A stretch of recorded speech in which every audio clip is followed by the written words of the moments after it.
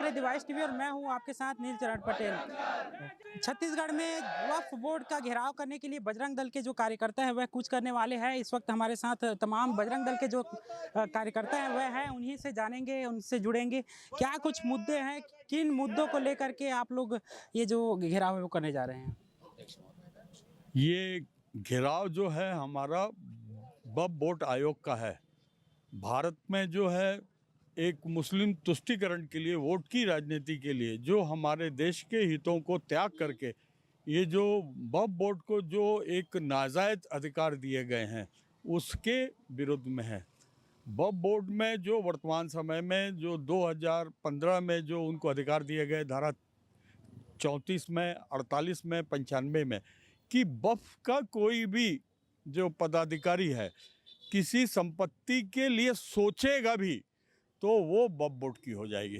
उनको सिद्ध करने की आवश्यकता नहीं है कि ये वक्फ की ज़मीन है। उन्होंने सोच लिया कि ये वक्फ की ज़मीन है, यानी उनकी हो गई। ये हमारे भारत के जो लोगों के लिए, सभी जाति बिरादरी के लोगों के लिए एक काला कानून है। उनमें जो धारा 85 वक्फ को ये अधिकार देती है कि जो ज़मीन के बारे में उन्होंने सोचा है कि यह वक्फ बोर्ड की है तो उनकी हो गई। अब उनकी ज़मीन नहीं है, ये सिद्ध करने का जो काम है वो उसकी है जो वास्तविक में उस ज़मीन का मालिक है। और वो किसी भी सिविल न्यायालय में, किसी भी न्यायालय में उसको सिद्ध करने नहीं जाएगा। कहाँ जाएगा? जो वक्फ बोर्ड का ही जो एक ट्रिब्यूनल है वहाँ जाके उसको ये सिद्ध करना पड़ेगा। मतलब जो दावा कर रहे हैं उन्हीं को कन्विंस करना है कि ये ज़मीन वक्फ की नहीं है, हमारी है।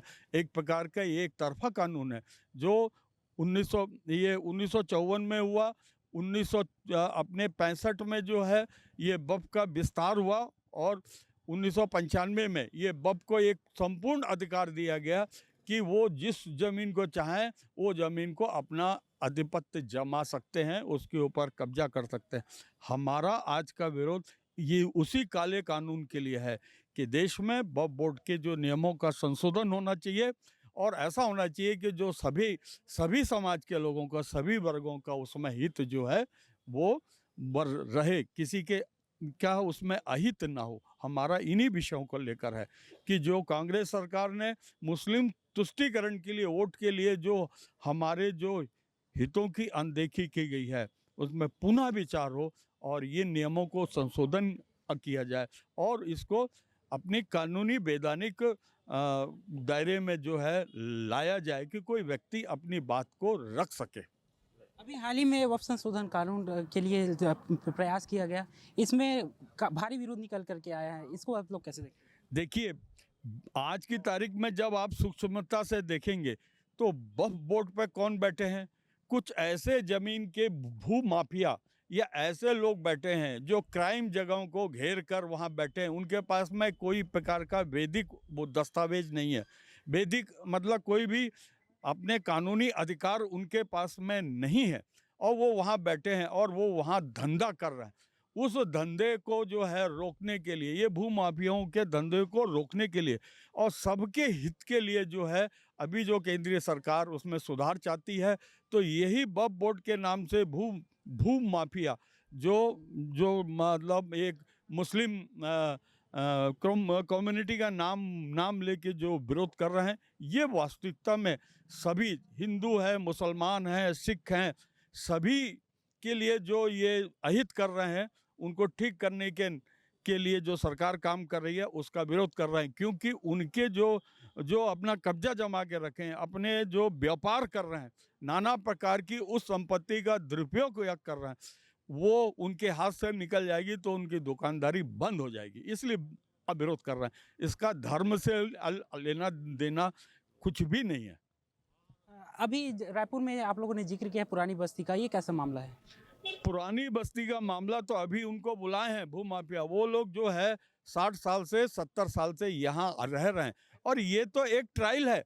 यदि नहीं रोका गया तो शहर में और भी ऐसी जो प्राइम लोकेशन में ज़मीनें हैं वहाँ भी ये दावा आएगा। और अभी भी हम वर्तमान में देख रहे हैं कि वक्फ बोर्ड में वक्फ की वही संपत्ति मानी जाती है कि कोई जो इस्लाम को मानने वाला व्यक्ति अपनी संपत्ति जो है ईश्वर के नाम से, अल्लाह के नाम से जो उनको दान देता है, लेकिन उसके ये जो वक्फ बोर्ड की आड़ में क्या कर रहे हैं, सरकारी ज़मीनों को हथिया रहे हैं। जहाँ सार्वजनिक हित के लिए जो है जो ज़मीनें छोड़ी जा रही हैं उस पर आधिपत्य बना रहे हैं और वहाँ अपने लोगों को व्यापार करने के लिए अब बैठा रहे हैं। ये अभी लड़ाई होगी और चलेगा। शहर में ऐसे 50 स्थान हैं जहां इनकी नज़र है, प्राइम लोकेशन में है, जैसे गोल बाजार में है, टिकरापारा में है।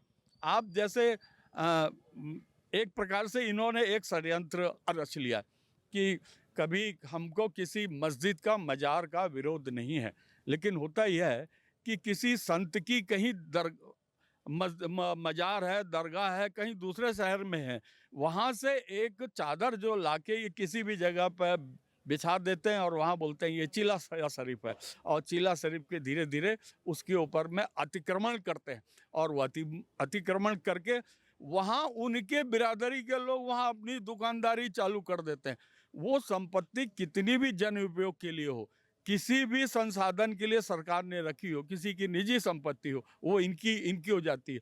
और वक्फ बोर्ड की जो धारा है 1995 की धारा 34, धारा 43 और 85, ये उनको अधिकार दे रही है कि जिसको आप चाहे उसको आप जो है अपने आधिपत्य में ले सकते हैं, और जो भूमि स्वामी है या सरकार है, कोई उसको चुनौती नहीं दे सकता। उसको यदि आपको क्लियर करना है तो उन्हीं के पास में जाना पड़ेगा, वक्फ ट्रिब्यूनल में जाकर आपको उनको कहना पड़ेगा।